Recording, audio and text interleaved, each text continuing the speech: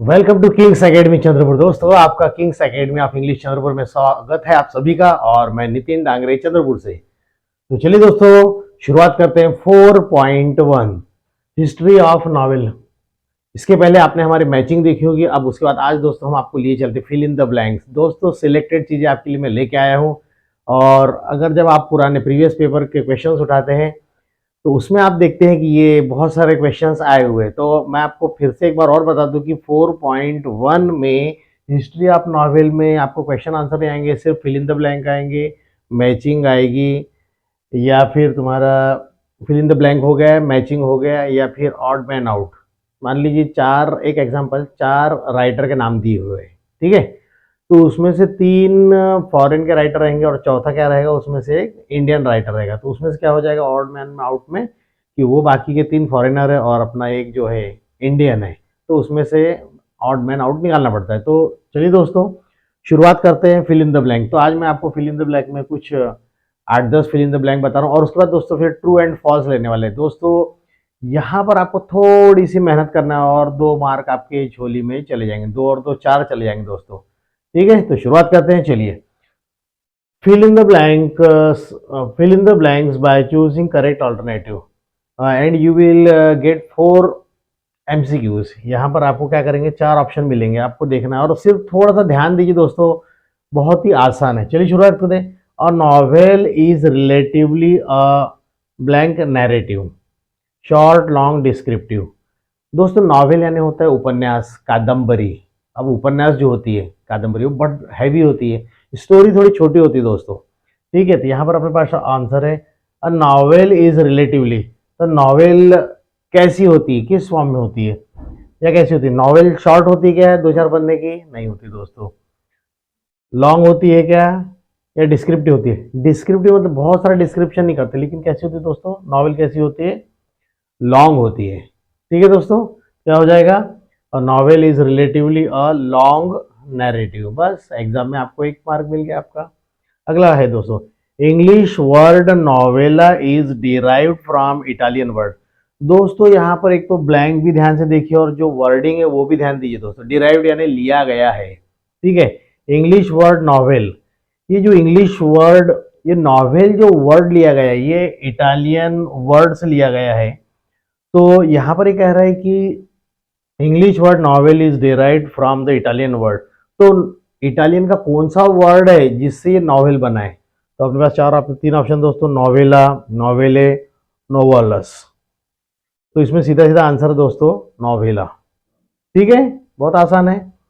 पहले का आंसर क्या हो गया अपना, लॉन्ग हो गया, दूसरे का आंसर हो गया नॉवेला। दोस्तों, कभी कभी क्वेश्चन को थोड़ा सा ट्विस्ट कर देता है। आप देखिए ब्लैंक कैसा बना रहा है। ठीक है, अगला क्वेश्चन इसी में देखिए आप, English word novella is derived from the blank word novella. तो यहां पर लिखा रहेगा इटालियन, फ्रेंच और इंडियन। देखिए दोस्तों, 2 in 1 हो गया यहाँ पर। तो इसलिए जो हेडिंग आती है, ये जो क्वेश्चन आता है, उसको भी आप ध्यान ध्यान दीजिए। तो अपने साथ एक साथ 2 काम हो जाएंगे। क्लियर हो गया? तो इंग्लिश का जो नॉवेल वर्ड हम लोग जो बोलते हैं, नॉवेल, कादम्बरी बोलते हैं, तो ये एक्चुअली में इटालियन वर्ड जो था नॉवेला, उससे लिया गया है। राइट फ्रेंड्स, चलिए आगे चलते हैं। The tale of Genji, not Genji, Genji, the tale. देखिए दोस्तों, ये बहुत ही खास क्वेश्चन है, और अगर ऐसे क्वेश्चन ना आए तो कोई मतलब नहीं। तो मैं आपको 2 क्वेश्चन ऐसे पेटेंट बताऊंगा जो इनके 100% तो नहीं, 99% गारंटी होती है आने की। चलिए शुरू करते हैं। The tale of Genji by Murasaki Shikibu was publish in the year. बहुत आसान है। तो उससे पहले मैं आपको एक चीज बता दूं दोस्तों, दुनिया की सबसे, ध्यान दीजिए दोस्तों, दुनिया की सबसे पहली इंग्लिश में लिखी जाने वाली नॉवेल, दुनिया की बोल रहा हूं दोस्तों, भारत की नहीं, दुनिया की जो सबसे पहली नॉवेल लिखी गई है वो थी जेनजी। और किसने लिखी थी? ये मुरासाकी शिकाबू। और ये कब लिखी थी दोस्तों? उसने 1010 में लिखी थी। कब लिखी थी उसने ये 1010 में लिखी थी। तो यहाँ पर अब हिस्ट्री है दोस्तों, क्योंकि यहाँ पे हेडिंग ही है हमारी हिस्ट्री ऑफ नॉवेल, तो नॉवेल की हिस्ट्री अपने को बताना पड़ेगा, ध्यान रहेगा। तो मैं क्या बोलूँ दोस्तों, दुनिया की सबसे पहली इंग्लिश में लिखी गई नॉवेल किसके द्वारा लिखी गई थी? मुरासाकी शिकाबू। और नॉवेल का नाम क्या था? The tale of Genji. Gen sorry the tale of Genji, ये नॉवेल लिखी गई तो और किसने लिखी थी ये? मुरासाकी शिकोबू। ध्यान रहेगा दोस्तों, ये क्वेश्चन दोस्तों 99% आने के चांस होते हैं एग्जाम में। ठीक है, चलिए आगे चलते हैं। तो इसका आंसर क्या होगा? The tale of Genji by Murasaki Shikibu was publish in the year 1010।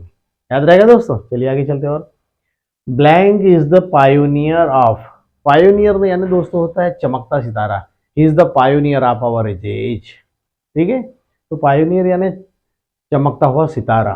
तो यहाँ पर बताना, इसमें यहाँ पर अपने पास इतने राइटर है, आगस्ता क्रिस्टी है, जैन ऑस्टिन है, वर्जीनिया वुल्फ है। दोस्तों ये क्वेश्चन आ चुका है एग्जाम में, आ चुका है और आने के चांसेस है।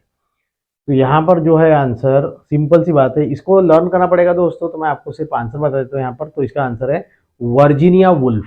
ध्यान रहेगा। तो ये भी दोस्तों दोनों प्रकार से याद रखना पड़ेगा आपको, पूरा कंप्लीट ये sentence, you have to learn all the complete sentence by heart. आपको ये सेंटेंस रट ही लेना है। ठीक, तो आंसर क्या हो जाएगा? Virginia Woolf is the pioneer of the stream of consciousness novel. Clear हो गया दोस्तों। और उसके बाद में है last but not least, the periodical essay and novel are the gift of. ये जो हम पीरियडिकल एसे और नॉवेल देखते हैं, is are the gift of, कौन सी सेंचुरी का गिफ्ट है हमको मिला है? जो ये है दोस्तों 18 सेंचुरी का गिफ्ट है। कौन सी सेंचुरी का गिफ्ट है दोस्तों? 18 सेंचुरी का गिफ्ट है। अब यहाँ पर दोस्तों याद आ रहा है, जैसे गिफ्ट लिखा है तो गिफ्ट में देखिए आप 8 जैसा दिख रहा है। थोड़ा सा ट्रिक्स बता रहा हूँ मैं आपको। गिफ्ट में कैसा दिख रहा है? 0 और 0, ये 8 जैसा दिख रहा है। तो अपन यहाँ से याद रख सकते हैं कि ये 8 बन रहा है 18 century.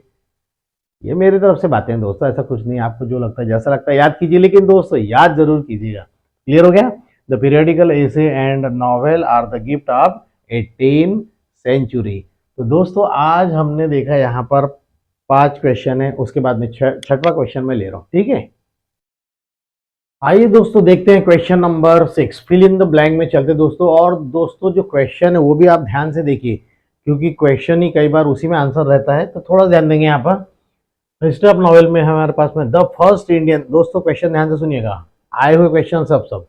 The first Indian English novel Rajmohan's wife, यहाँ ध्यान दीजिए दोस्तों, Rajmohan's wife was written by. दोस्तों मैं आपको थोड़ा सा बता दूं, पहला इंडियन राइटर जिसने, पहला इंडियन राइटर जिसने इंग्लिश में जो नॉवेल लिखी थी उसका नाम बताना है दोस्तों। यहाँ पर अपने पास नाम है मुल्कराज आनंद, आर के नारायण और बंकिम चंद्र चट्टोपाध्याय। तो दोस्तों इसका आंसर है बंकिम चंद्र चट्टोपाध्याय। ये आ चुका है दोस्तों, और भी आने के चांसेस है। ध्यान रखना दोस्तों, दो चीजें बहुत याद से, जो भी आपको बताया था गेंजी वाला, जो दुनिया की वर्ल्ड की पहले नंबर की जो नॉवेल थी, ठीक है, वो द टेल ऑफ गेंजी थी, द टेल ऑफ गेंजी। और भारत की पहली नॉवेल इंडियन राइटर के द्वारा इंग्लिश में लिखी गई थी, उसका नाम था बंकिम चंद्र चट्टोपाध्याय। ठीक है दोस्तों, याद रहेगा बंकिम चंद्र चट्टोपाध्याय, इंपॉर्टेंट है दोस्तों, याद कर लीजिएगा अच्छे से। अगला, the industrial revolution give birth to. अब दोस्तों औद्योगिक क्रांति जब हुई थी तो उसने किस चीज को जन्म दिया? औद्योगिक क्रांति मतलब मशीनरी का युग आ गया था, औद्योगिक क्रांति हुई थी, तो उसमें किस क्लास का जन्म हुआ था? Poor class, middle class, rich class. कौन से क्लास का जन्म हुआ था? कौन से वर्ग का जन्म हुआ था? मध्यम वर्ग का जन्म हुआ था दोस्तों। मतलब मध्यम वर्ग के लोग उस समय ज्यादा फॉर्म में आ गए थे उस समय इंडस्ट्रियल रिवॉल्यूशन में, मिडिल क्लास। राइट फ्रेंड्स, चलिए अगला, अपीयरेंस ऑफ न्यूज़पेपर, समाचार पत्र। ध्यान दीजिए दोस्तों, appearance of newspaper in the 18th century attracted a large number of readers from. जब दोस्तों न्यूज़पेपर का आगमन हुआ, ठीक है, जब न्यूज़पेपर का आगमन हुआ तो उसने, न्यूज़पेपर ने सबसे ज़्यादा किसको अट्रैक्ट किया?